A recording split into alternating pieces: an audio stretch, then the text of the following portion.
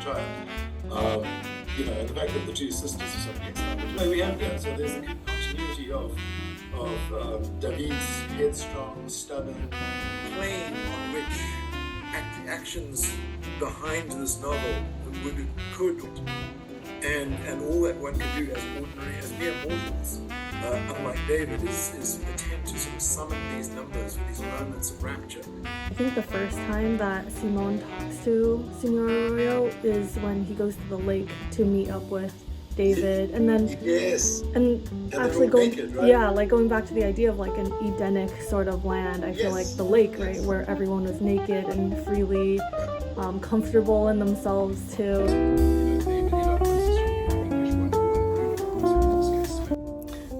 I just finished class and I am now headed to the gym for an hour, and yeah, let's get to it.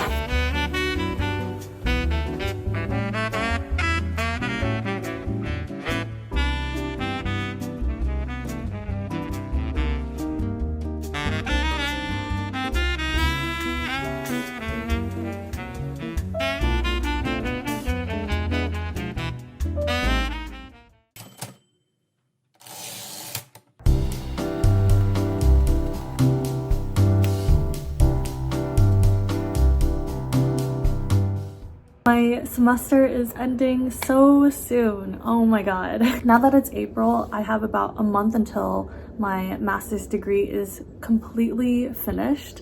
I'm in the last few weeks of my final papers as well as my master's thesis itself.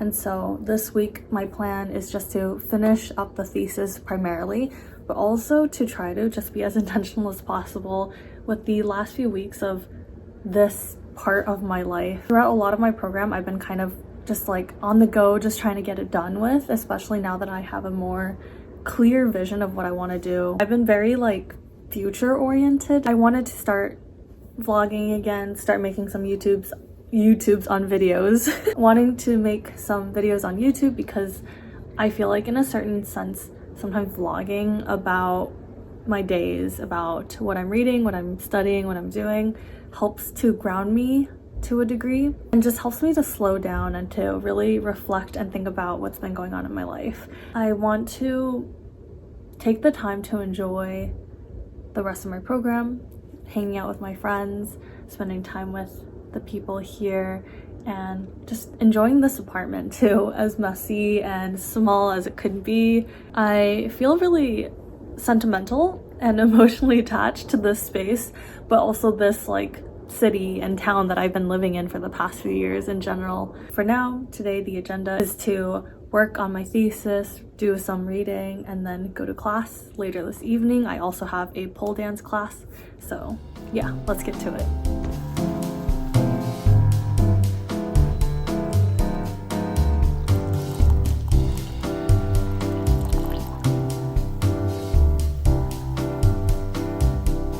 I have my coffee in my new favorite rock climbing mug by Louise D Ceramics. You should all check her out. The cup is so cute. Anyway, I'm gonna do some reading for my thesis now, and I'll check in with you all later.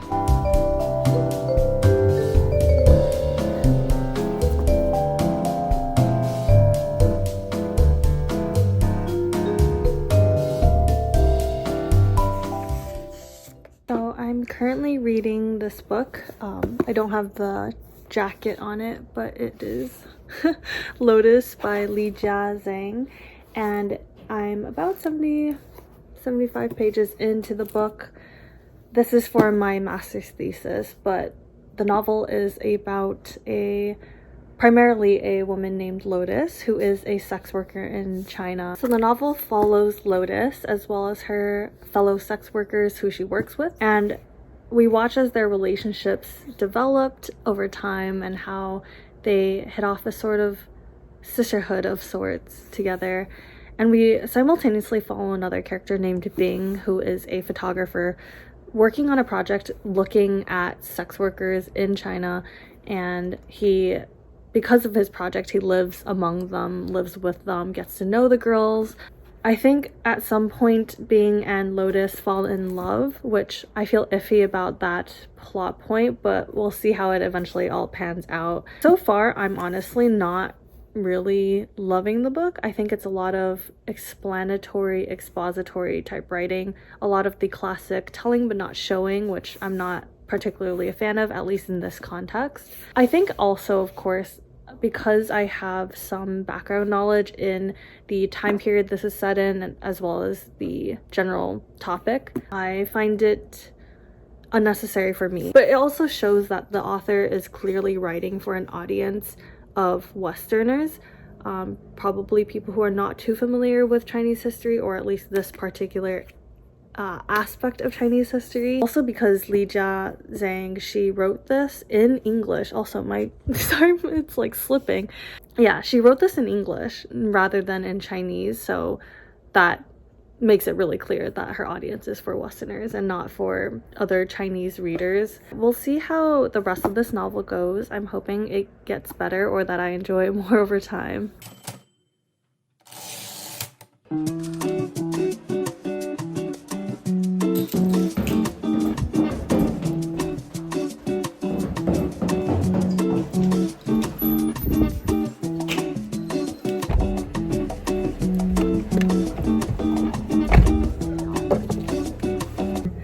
I am headed to class now.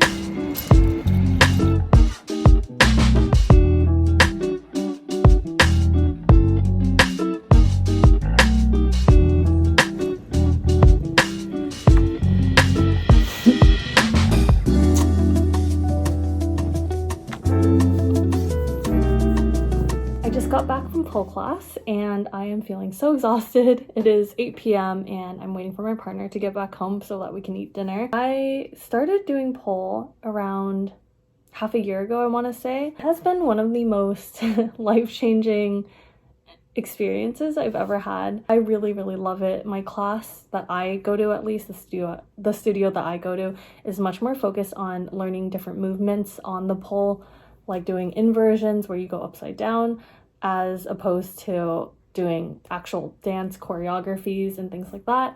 In the future, I would really like to attend a studio that incorporates a lot more dancey elements to it and flowy, because as of right now, I think I'm getting decent at a lot of beginner movements, but I'm not really good at piecing those together. But yeah, I started pole around the same time as I started doing rock climbing, which are both really upper body intensive activities, which I previously have always been really, really poor at. But these two things have shown me how strong I can be in ways that I had never expected. I think pole also has an extra element of just feeling really badass. It's just so cool to like fling yourself around in the air, going upside down. It's such an odd experience that you never really feel. I also got 2 pieces of mail. The first is this little wireless microphone set for my YouTube videos, for book recs primarily, things like that. And then another one is this book, Tiny Moons by Nina Mingya Powell's A Year of Eating in Shanghai. It's super cute. Someone had recommended that I read it, I want to say last year, when I asked a bunch of you all on Instagram what books I should read that you really loved. I just decided to get it because I really want to manifest a Shanghai trip soon to see my grandparents. I haven't gone back in years. This is a book that's full of food, as the title would suggest. I wasn't expecting it to be so small, but that's okay. As I wait for my partner to get back home, I'm going to work on my thesis a little bit. Like I said before, I'm actually pretty close to being finished. Maybe a week or 2 away from being done with the entire project, which is really exciting. This is definitely the longest piece of work I've ever completed in my life. I think as it stands right now, it's around 60-ish pages. Maple, I think, wants to say hi. I'll tell you more about the thesis some other time, maybe.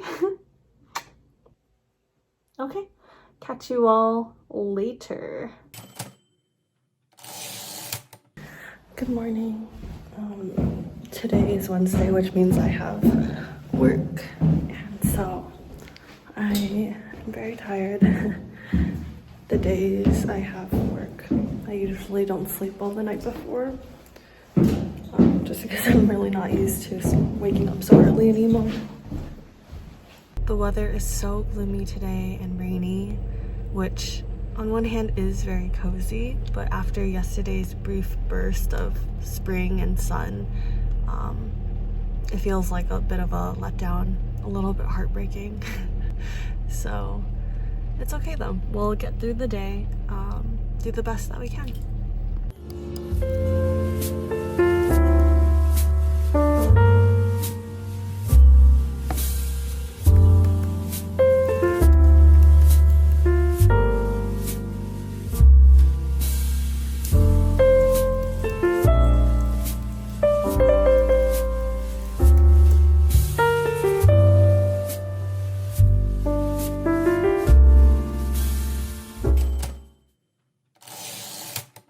Hello.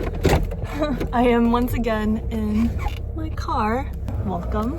I am headed to campus for a book talk on Elena Shee's book, Manufacturing Freedom, and it's about sex workers. I used her book in my thesis, or in one of my papers that is now becoming my thesis, and so I'm really excited to meet her in person finally, and also just to like hear her actually talk about the book that I have been writing about for so many months. Yeah, as you can guess, one of the chapters of my master's thesis is focused on Chinese sex workers, and I am looking at them through a lens that I hope to make it less of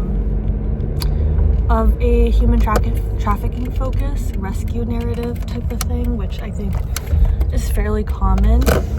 When people talk about sex workers, they often think about sex trafficking, but I'm trying to stay away from that narrative, and I'm focusing more on these women's personal narratives and their own stories about why they are in the profession that they're in, and like what sort of harms and fears ail them. So for instance, a really prominent thing that I've been finding a lot is that a lot of Chinese sex workers, both in China and abroad in the US and elsewhere, are really, one of their main concerns is the police, and in particular police raids when at their workplaces.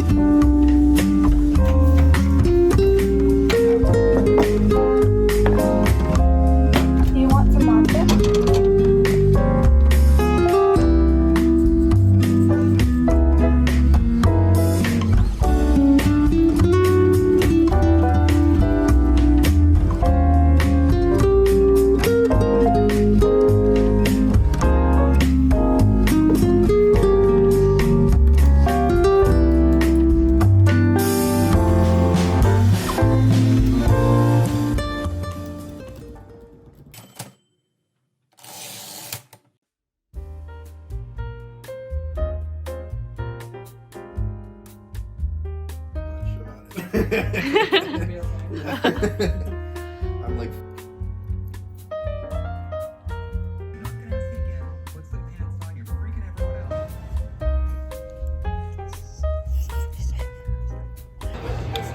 yeah. We don't have $2 fucking right now. $2, please. Yeah.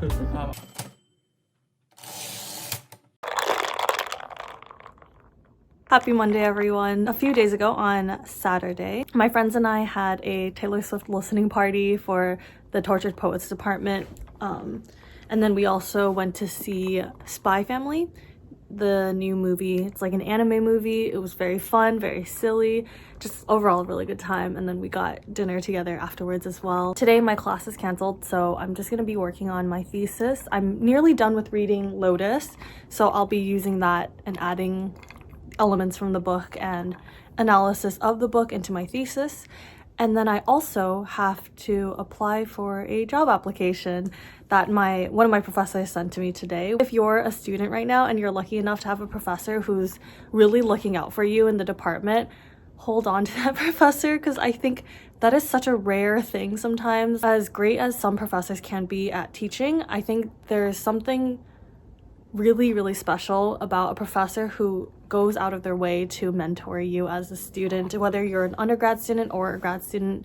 I've been lucky enough in undergrad to have those kinds of professors helping me throughout my entire 4 years. And so I think without them, I wouldn't be where I am today. And without my current professor who is helping me so much, I just don't even know what I would do. I almost forgot to mention, I actually finished 2 other books in the past couple days that I haven't talked about yet. So I want to briefly just tell you what they were. So I read The Grown Up by Gillian Flynn. This is a short story kind of playing off of the haunted house trope. I thought generally I really enjoyed it because I love Gillian Flynn's writing style. She's able to carry suspense in such a particular way. I loved Gone Girl, which I only read recently, I think last year or so. I will say though, the ending for me to The Grown Up fell a little bit flat just because it felt very hurried and rushed, but I don't want to fault it too much because you can tell it's like just a fun little short story, you know? I would still recommend it just because it is so short. It's literally only 62 pages long, so very easy to read, very easy to fly through if you're in the mood for something a little spooky. The next thing I read was Heavy by Kiese Lehman. I listened to this one on audiobook actually, which I always highly recommend when it comes to memoirs to try to find the audiobook version, because more often than not the author is the one narrating the book, and I think it always adds an extra layer of like intimacy when you're listening to someone tell their own story in their own words and in their own voice. As I said, this is Kiese's memoir, and he talks about his childhood growing up in the Deep South, and then along the way his academic journey as well, going through school in elementary, middle school, high school, and then also throughout college and to grad school, and to where he is now-ish as a professor. He talks about growing up specifically as a Black man. His relationship with his mother features really prominently. The entire book is formatted as if it's a letter to her. I think the mother-son dynamic that Kiese and his mother had or has was really touching. I think there was so much nuance to their relationship and to his relationship with the people around him generally, like his friends and to the women he dates. Nothing is black and white in this world, but also specifically I think Lehman is able to highlight that really well. Definitely highly recommend this. I'm also going to be seeing Kiese give a book talk very soon in a couple weeks, so I'm really excited for that. I've become much more interested in the jewelry etched with more important sentences from the most important